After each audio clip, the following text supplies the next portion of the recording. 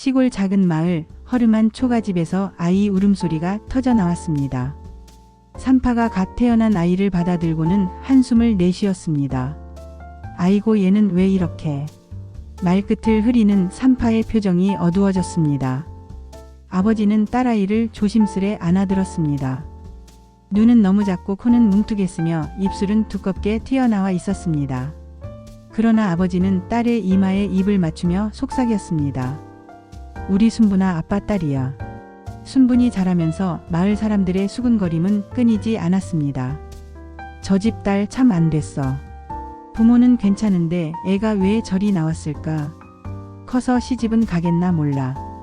장터에 갈 때마다 우물가에 갈 때마다 사람들의 시선이 따라왔습니다. 5살이 되던 해 순분은 처음으로 거울을 보았습니다. 거울 속 얼굴은 정말 다른 아이들과 달랐습니다. 눈물이 났지만 순분은 거울 속 자신에게 말했습니다. 괜찮아, 마음은 예쁘게 살면 돼. 어머니는 매일 밤 순분의 머리를 쓰다듬으며 이야기를 들려주었습니다. 순분아, 사람은 겉모습이 전부가 아니란다. 내가 착하게 살면 언젠가 모두가 내 진짜 모습을 알아볼 거야. 순분은 고개를 끄덕였습니다. 하지만 마을 아이들과 놀 때면 늘 혼자였습니다. 아이들은 순분과 눈이 마주치면 도망가곤 했습니다. 10살이 되던 해봄, 순분은 들판에서 다친 참새를 발견했습니다. 날개가 부러진 참새를 정성껏 돌봐 날려보냈습니다. 참새가 날아가는 모습을 보며 순분은 생각했습니다. 나도 언젠가 자유롭게 날 수 있을까? 그날 저녁 아버지가 순분에게 말했습니다. 순분아, 넌 누구보다 마음이 고운 아이야. 그게 제일 중요한 거란다. 밤마다 순분은 일기를 썼습니다. 오늘도 사람들이 나를 보고 깜짝 놀랐다. 하지만 나는 울지 않았다. 엄마가 만들어준 된장찌개가 정말 맛있었다. 아빠가 들려준 옛날 이야기가 재미있었다. 나는 못생겼지만 우리 가족이 있어서 행복하다. 순분의 일기장은 하루하루 채워져 갔습니다. 비록 얼굴은 못생겼지만 순분의 마음속에는 따뜻한 빛이 자라고 있었습니다. 그 빛은 앞으로 순분이 걸어갈 긴 인생길을 비춰줄 작은 등불이 될 것입니다. 초등학교 입학식 날 순분은 새 책가방을 메고 설레는 마음으로 교실에 들어섰습니다. 그러나 아이들의 웅성거림이 교실을 가득 채웠습니다. 저 애 좀 봐, 무서워. 선생님, 저 애랑 짝꿍하기 싫어요. 담임 선생님은 아이들을 조용히 시켰지만 순분을 바라보는 시선에는 연민이 가득했습니다. 순분은 교실 구석자리에 조용히 앉았습니다. 쉬는 시간마다 아이들의 놀림은 계속되었습니다. 야, 괴물 순분. 거울 보면 거울이 깨진대. 한 아이가 순분의 얼굴을 흉내내며 우스꽝스러운 표정을 지었습니다. 다른 아이들이 깔깔대며 웃었습니다. 순분은 고개를 숙인 채 교과서만 바라보았습니다. 점심시간 순분은 혼자 도시락을 먹었습니다. 어머니가 정성껏 싸준 김밥이 목구멍으로 넘어가지 않았습니다. 그런데 어느 날 같은 반 정희가 넘어져 무릎이 깨졌습니다. 아이들은 피를 보고 무서워했지만 순분은 달려가 손수건으로 상처를 감싸주었습니다. 괜찮아, 아프지 않게 해줄게. 정희는 순분의 따뜻한 손길에 울음을 멈췄습니다. 그 후로 정희는 순분과 가끔 이야기를 나누었습니다. 비록 다른 아이들 몰래였지만 순분에게는 큰 위로가 되었습니다. 수업 시간 순분은 누구보다 열심히 공부했습니다. 선생님의 질문에 또박또박 대답했고 숙제는 빠짐없이 해왔습니다. 청소 시간에는 아무도 하지 않는 화장실 청소를 자원했습니다. 선생님은 순분을 쓰다듬으며 말했습니다. 순분이는 참 착한 아이구나. 그 칭찬이 순분에게는 온 세상을 얻은 것처럼 기뻤습니다. 하지만 집으로 돌아가는 길은 늘 외로웠습니다. 아이들이 떼지어 놀 때 순분은 혼자 걸었습니다. 가끔은 내가 예쁘게 태어났다면 친구들과 놀 수 있었을까라는 생각이 들었습니다. 그럴 때마다 순분은 주먹을 꽉 쥐고 다짐했습니다. 그래도 나는 나야. 못생긴 건 내 잘못이 아니야. 저녁 노을이 순분의 작은 어깨를 비췄습니다. 그림자는 길었지만 순분의 걸음은 멈추지 않았습니다. 내일은 오늘보다 조금 더 나은 날이 될 거라는 희망을 품으며 순부는 집으로 향했습니다. 23 순부는 도시의 작은 봉제 공장에서 일했습니다. 새벽 5시에 일어나 공장으로 향했고 밤 9시가 되어서야 기숙사로 돌아왔습니다. 재봉틀 앞에서 하루 12시간을 보냈지만 순부는 불평하지 않았습니다. 월급날이면 고향 부모님께 돈을 붙였습니다. 어머니는 전화로 말했습니다. 순부나 내가 보낸 돈으로 아버지 약 샀다. 고맙구나. 공장 동료들도 처음엔 순분의 얼굴을 보고 놀랐지만 시간이 지나면서 순분의 성실함과 친절함을 알게 되었습니다. 아픈 동료의 일을 대신해주고 신입사원에게 일을 가르쳐주는 순분을 모두가 좋아했습니다. 반장 언니가 말했습니다. 순분이 넌 정말 좋은 사람이야. 좋은 남자 만나서 행복하게 살아야 해. 25의 봄, 순부는 시장에서 철수를 만났습니다. 철수는 작은 정비소를 운영하는 성실한 청년이었습니다. 무거운 쌀자루를 들고 가던 순분을 도와준 것이 인연이 되었습니다. 철수는 순분의 얼굴을 보고도 놀라지 않았습니다. 오히려 고생 많이 하셨네요. 제가 들어드릴게요 라며 웃었습니다. 그 웃음이 순분의 마음을 녹였습니다. 몇 번의 만남 후 철수가 고백했습니다. 순분 씨, 당신의 웃음소리가 좋아요. 당신과 있으면 마음이 편해져요. 순분은 믿을 수 없었습니다. 제 얼굴 보셨잖아요. 그래도 괜찮으세요? 철수는 순분의 손을 잡으며 말했습니다. 얼굴이 뭐가 중요해요. 순분 씨는 제가 만난 사람 중 가장 아름다운 마음을 가진 사람이에요. 결혼식은 소박했습니다. 하객도 많지 않았고 예식장도 작았습니다. 하지만 순부는 생애 가장 행복한 날이었습니다. 하얀 드레스를 입은 순분을 보며 어머니가 울었습니다. 우리 순분이 이제 행복하게 살아라. 철수는 순분의 손을 꼭 잡고 말했습니다. 평생 당신을 웃게 해줄게요. 그날 순부는 처음으로 자신이 세상에서 가장 예쁜 신부라고 느꼈습니다. 비록 거울 속 얼굴은 여전히 못생겼지만 사랑받는 여자의 행복이 얼굴 가득 빛났습니다. 그것이 진짜 아름다움이었습니다. 결혼 후 2년 순부는 아들을 낳았습니다. 다행히 아이는 철수를 닮아 잘생긴 편이었습니다. 순부는 아이를 보며 안도했습니다. 이 아이는 나처럼 외모로 고통받지 않겠구나. 하지만 현실은 녹록지 않았습니다. 철수의 정비소 수입은 적었고 아이를 키우는 데는 돈이 많이 들었습니다. 순부는 다시 일을 시작해야 했습니다. 새벽 4시 순부는 일어나 시장으로 향했습니다. 생선 가게에서 생선을 손질하고 야채 가게에서 물건을 정리했습니다. 손은 비늘과 흙으로 거칠어졌고 얼굴은 더욱 초췌해졌습니다. 오전 일을 마치면 급히 집으로 돌아와 아이 점심을 먹이고 오후에는 남의 집 청소를 다녔습니다. 저녁이 되어서야 집에 돌아온 순부는 가족 저녁을 차렸습니다. 아이가 5살이 되던 해 유치원 학부모 참관 수업이 있었습니다. 순부는 제일 좋은 옷을 입고 갔지만 다른 엄마들의 시선은 차가웠습니다. 저 아주머니가 준호 엄마래. 아이는 예쁜데 엄마는 어떻게 저렇게. 수군거리는 소리가 순분의 귀에 들렸습니다. 아들 준호도 그 소리를 들었는지 엄마 옆에서 고개를 숙였습니다. 집으로 돌아오는 길 준호가 물었습니다. 엄마, 왜 엄마는 다른 엄마들이랑 달라? 순분의 가슴이 철렁했습니다. 준호야, 엄마가 못생겨서 미안해. 준호는 고개를 저었습니다. 아니야, 엄마가 제일 좋아. 하지만 순부는 알았습니다.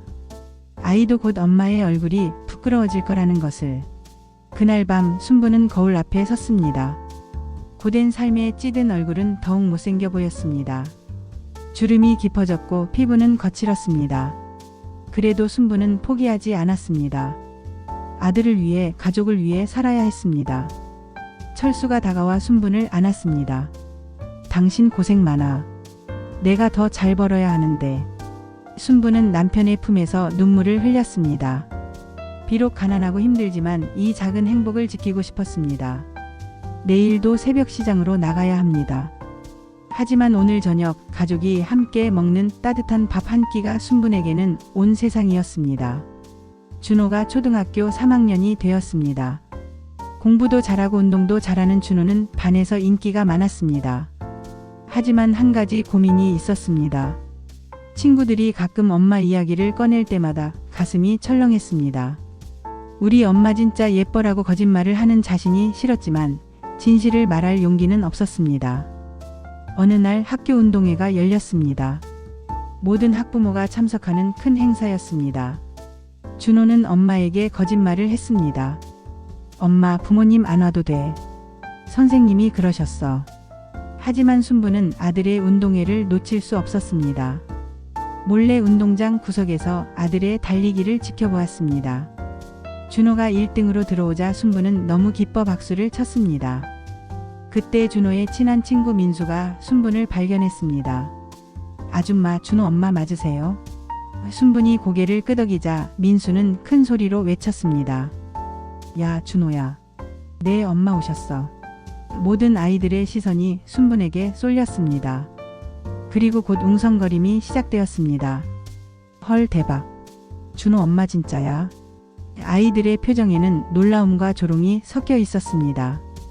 준호의 얼굴이 빨갛게 달아올랐습니다. 친구들 앞에서 망신을 당했다는 생각에 분노가 치밀었습니다. 순분이 다가오며 말했습니다.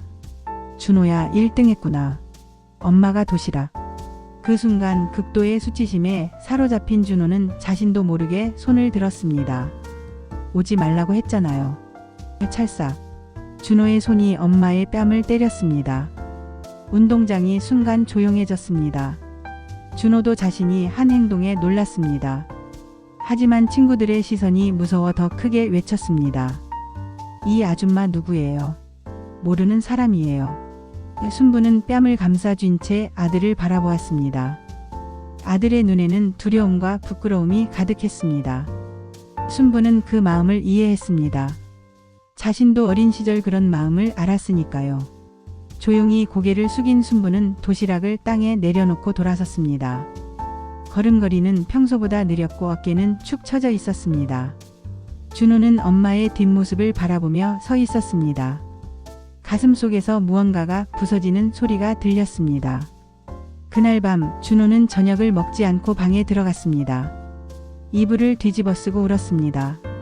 엄마의 놀란 눈빛이 계속 떠올랐습니다. 자신이 때린 엄마의 뺨이 빨갛게 부어오른 것 같았습니다.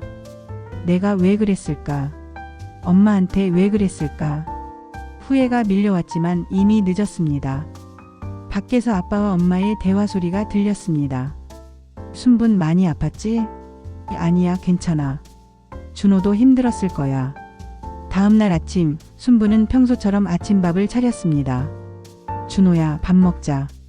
준호는 엄마와 눈을 마주치지 못한 채 식탁에 앉았습니다. 순부는 아무 일도 없었다는 듯 준호가 좋아하는 계란말이를 접시에 올려주었습니다. 많이 먹어. 오늘도 학교에서 힘내고. 하지만 자세히 보니 엄마의 손이 조금 떨리고 있었습니다. 왼쪽 뺨에는 어제의 흔적이 희미하게 남아 있었습니다. 학교에서 돌아온 준호는 엄마에게 사과하고 싶었지만 입이 떨어지지 않았습니다. 대신 숙제를 하는 척하며 엄마를 훔쳐보았습니다. 엄마는 여전히 집안일을 하며 혼자 콧노래를 불렀습니다. 저녁을 먹을 때도 잠들기 전에도 준호는 말을 꺼내지 못했습니다. 미안해요라는 짧은 말이 왜 이렇게 어려운지 몰랐습니다. 시간이 흘러도 준호는 그날의 일을 잊을 수 없었습니다. 엄마는 여전히 준호를 사랑으로 대했지만 준호는 엄마의 눈을 제대로 바라볼 수 없었습니다. 학교 행사가 있을 때마다 준호는 엄마에게 오지 말라고 했고 순부는 조용히 고개를 끄덕였습니다. 하지만 준호는 알고 있었습니다. 엄마가 멀리서라도 자신을 지켜보고 있다는 것을. 어느 날 밤 준호는 엄마가 혼자 우는 소리를 들었습니다. 작은 목소리로 중얼거렸습니다. 미안해 준호야, 엄마가 이렇게 생겨서. 준호는 문밖에서 주먹을 꽉 쥐었습니다. 엄마가 미안해할 일이 아닌데 오히려 자신이 미안한데. 그러나 여전히 용기는 나지 않았습니다. 그렇게 엄마와 아들 사이에는 보이지 않는 벽이 생겼습니다. 사랑은 여전했지만 마음의 거리는 점점 멀어져만 갔습니다. 세월이 흘러 준호는 35살의 중견 회사원이 되었습니다. 결혼도 했고 아이도 있었습니다. 순부는 70을 넘긴 노인이 되었습니다. 아버지가 먼저 세상을 떠난 후 순부는 혼자 시골집에서 살았습니다. 준호는 명절 때만 잠깐 들르곤 했습니다. 그러던 어느 날 전화가 왔습니다. 어머님이 쓰러지셨습니다. 빨리 오세요. 병원에 도착한 준호는 중환자실 침대에 누운 엄마를 보았습니다. 산소흡기를 끼고 있는 엄마의 얼굴은 너무 작고 초라했습니다. 의사가 말했습니다. 오래 무리하신 것 같습니다. 몸이 너무 쇠약해지셨어요. 준호는 엄마의 손을 잡았습니다. 거칠고 딱딱한 손이었습니다. 평생 일만 하느라 곱지 못한 손이었습니다. 며칠 후 순분이 눈을 떴습니다. 준호를 보자 희미하게 웃었습니다. 준호야, 왔구나. 준호는 참았던 눈물이 쏟아졌습니다. 엄마 그동안 저 키우시느라 고생 많으셨죠. 새벽마다 시장 나가시고 남의 집 청소하시고 엄마 손 좀 봐요. 이렇게 거칠어질 때까지 일하셨잖아요. 순부는 고개를 저으며 웃었습니다. 그게 뭐 고생이야. 너 잘 크는 거 보는 게 엄마 행복이었는데. 준호는 엄마의 손을 더 꽉 잡았습니다. 엄마 저 때문에 더 힘드셨죠. 학교에서 친구들이 엄마 얼굴 보고 놀릴 때마다 얼마나 속상하셨을까요. 그런데 저는 엄마를 지켜드리지도 못했어요. 목소리가 떨리기 시작했습니다.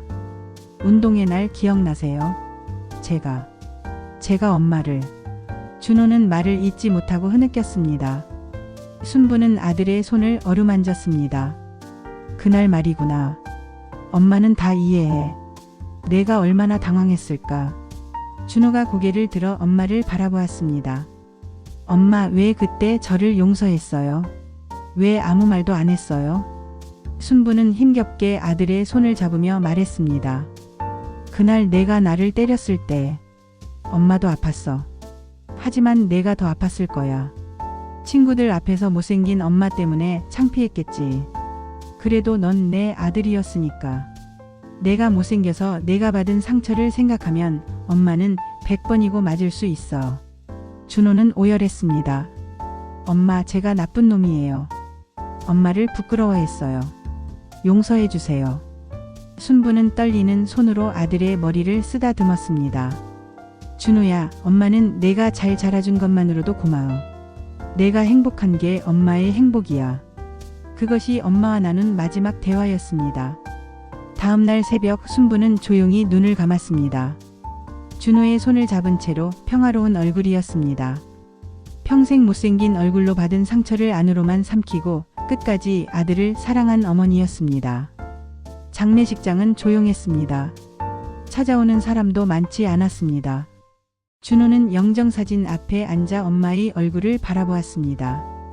사진 속 엄마는 환하게 웃고 있었습니다. 못생긴 얼굴이었지만 그 웃음만큼은 세상 누구보다 아름다웠습니다. 준호는 이제야 깨달았습니다. 그 웃음 뒤에 얼마나 많은 아픔이 숨어 있었는지를. 조문객 중 한 할머니가 다가왔습니다. 자네가 준호군? 어머니가 자네 이야기를 많이 했네. 아들이 잘 되어서 너무 자랑스럽다고 매일 자네 사진을 보며 웃으셨어. 준호는 몰랐습니다. 엄마가 자신을 그렇게 자랑스러워했다는 것을. 자신은 엄마를 부끄러워했는데 엄마는 끝까지 아들을 자랑스러워했다는 것을. 준호의 아내가 아이를 데리고 왔습니다. 6살 손자가 영정사진을 보며 말했습니다. 아빠 할머니 얼굴이 이상해. 왜 이렇게 생겼어? 준호는 아이를 꼭 안으며 말했습니다. 할머니는 세상에서 가장 아름다운 분이셨어. 너를 위해 맛있는 음식도 만들어주시고 아빠를 키워주신 분이야. 아이는 고개를 갸웃거렸지만 아빠의 눈물을 보고는 조용히 할머니께 인사했습니다. 관을 옮기는 시간이 되었습니다. 준호는 영정사진을 들고 걸었습니다. 걸으면서 엄마의 일생이 주마등처럼 스쳐 지나갔습니다. 못생긴 얼굴로 태어나 평생 손가락질 받았지만 단 한 번도 원망하지 않았던 엄마. 아들이 자신을 때렸을 때도 사랑으로 감싸 안았던 엄마. 그 모든 것이 이제야 선명하게 보였습니다. 화장장에서 마지막 인사를 하는 시간, 준호는 관 앞에 무릎을 꿇었습니다. 엄마 이제야 말해요. 엄마가 세상에서 제일 예뻤어요.